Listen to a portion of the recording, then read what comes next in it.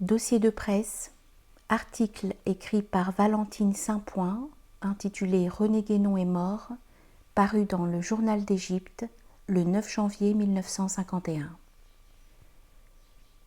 René Guénon, philosophe métaphysicien, orientaliste, dont les ouvrages sont lus dans le monde entier et dans lesquels la jeunesse de différents pays cherche et trouve les raisons de vivre dans une époque de désespoir et au milieu d'une humanité déchue, est mort hier et a été enterré aujourd'hui dans la terre d'Égypte, qu'il avait choisie pour y œuvrer hors du monde, dans le calme et la solitude.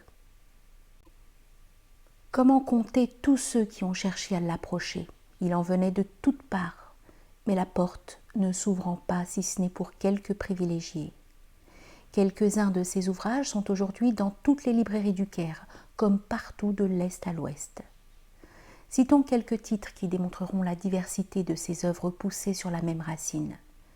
Orient et Occident, la crise du monde moderne, le règne de la quantité et les signes des temps, quelques aspects de l'islam, les états multiples de l'être, introduction à l'étude de doctrine hindoue, l'homme et son devenir selon le Vedanta, autorité spirituelle et pouvoir temporel, le symbolisme de la croix, le roi du monde, l'ésotérisme de Dante, Saint Bernard, les principes du calcul infinitésimal, aperçus sur l'initiation, la grande triade, etc.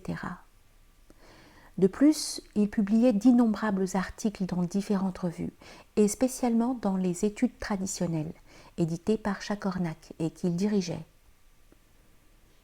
Un grand nombre de ses livres sont traduits en anglais, allemand et italien.